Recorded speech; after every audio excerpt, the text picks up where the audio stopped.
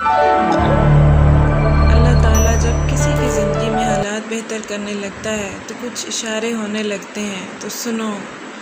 معاملات حل کرنے کا ارادہ جب رب تعالیٰ فرماتا ہے تو اس بندے کے دل میں ایک خاص قسم کا سکون محسوس ہوتا ہے۔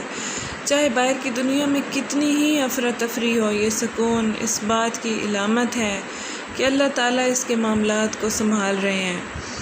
اللہ تمہارے معاملات وہاں سے حل کر دے گا جہاں سے تم نے کبھی تصور بھی نہ کیا ہوگا۔ زندگی بس امتحان ہے، ایسا امتحان جہاں خوشیاں بھی ہیں اور غم بھی، جہاں یقین بھی ہے اور خوف بھی۔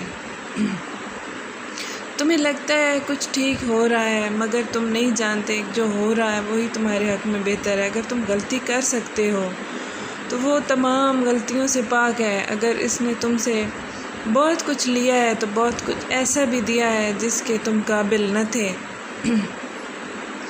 تمہیں ایسی مشکل کی گھڑی میں جہاں سب کچھ ناممکن نظر آتا ہے، اسی لمحے تم جان سکتے ہو کہ سب کچھ نصیب یا وقت نہیں ہوتا، کچھ چیزیں بس دعاؤں کی محتاج ہوتی ہیں۔ پھر فرق نہیں پڑتا کہ دنیا رکاوٹ بنے یا مقدر، جب دعا خلوص سے دل سے نکلے تو یا دعا اس کے حق میں قبول ہو جائے تو اللہ تعالیٰ تمہارے دل میں سکون ڈال دیتا ہے۔ اور جب تمہاری ساری امیدیں اللہ سے وابستہ ہو جائیں تو ہار جانے کا ڈر کیسا، جو جنگ اللہ کے ساتھ مل کر لڑی جاتی ہے اس میں شکست نہیں ہوتی۔ جس کا کوئی خیال نہیں کرتا اس کا اللہ خیال رکھتا ہے، اور اس کی آغوش بہترین اور محفوظ جگہ تو اور کوئی ہو ہی نہیں سکتی۔ زندگی کو اپنے مطابق بنانے کی کوشش کرنے والے احمق ہوتے ہیں۔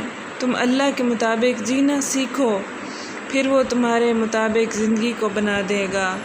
جو دنیا اپنے آپ ہی بکھری پڑی ہے تمہیں کیسے سمیٹے گی، اس کی طرف لوٹ آؤ۔ جو اسے سمیٹ لیتا ہے کہ پھر کوئی توڑ نہیں سکتا، بس وہی ایک تمہارا ہے تو تم بھی اس کے بن جاؤ۔ جگ تمہارا بن جائے گا۔ زندگی ابھی بھی باقی ہے، راہیں ابھی بھی نکلیں گی، اور بہت سے نئے دروازے بھی کھلیں گے، منزلیں بھی ملیں گی اور معجزے بھی ہوں گے، داستانیں بھی مکمل ہوں گی اور دعائیں بھی قبول کر لی جائیں گی، اور تمہیں وہ سب ملے گا جس کے ملنے کا تم سوچ بھی نہیں سکتے۔ تمہارا اتنا طویل سفر طے کر کے یہاں تک آنا اور صبر کرنا اور کچھ بے مقصد نہیں، تمہیں اس کا صلہ ضرور ملے گا، اور یوں ملے گا کہ تم راضی ہو جاؤ گے۔ جب اللہ چاہے گا سب کچھ بدل دے گا، جو اب تک نہیں ہو سکا ہو پائے گا کہ اب وہ ہونے والا ہے، جو اب تک نہیں مل سکا وہ ملنے والا ہے کہ اب وہ مل ہی پائے گا۔ جس منزل کا انتخاب عرش والے نے کر رکھا ہے اس تک پہنچنے سے تمہیں دنیا کا کوئی راستہ نہیں روک سکتا۔ ضروری نہیں کہ جو مانگا ہے وہی اسی وقت مل جائے، اور یہ بھی ضروری نہیں کہ جو نصیب میں نہیں لکھا وہ پھر کبھی نصیب کا حصہ نہ بن سکے۔ بس یہ سارا وقت دعاؤں کی ترتیب کا ہے، سب کچھ اللہ تعالیٰ کی منصوبہ سازی ہے۔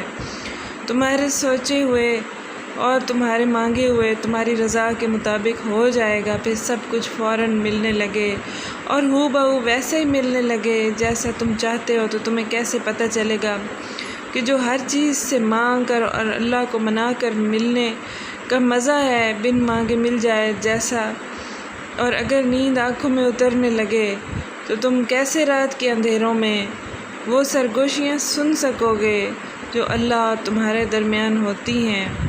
یاد رکھو جب مشکلات اور پریشانیاں حل ہونے لگتی ہیں اور راستے خود بخود کھلنے لگتے ہیں تو یہ اللہ کی طرف سے ایک نشانی ہوتی ہے کہ وہ تمہارے حق میں بہترین فیصلہ کر رہا ہے، تمہاری دعائیں سن لی گئی ہیں۔ مگر یہ وقت آزمائش کا ہے کہ انتظار کتنا کرتے ہو۔ تمہارا سکون بس یہ بات خود کو سمجھا لینے میں ہے کہ جو بھی ہو اللہ کی رضا سے ہوا، اور جو بھی ہوگا وہ اللہ کی رضا سے ہوگا۔ تو اگر دل کو حقیقت پر منانا مشکل ہو تو اس کا منا لو، اور اس کو منانے کی ایک ہی تدبیر ہے: دعا، صبر، یقین اور انتظار۔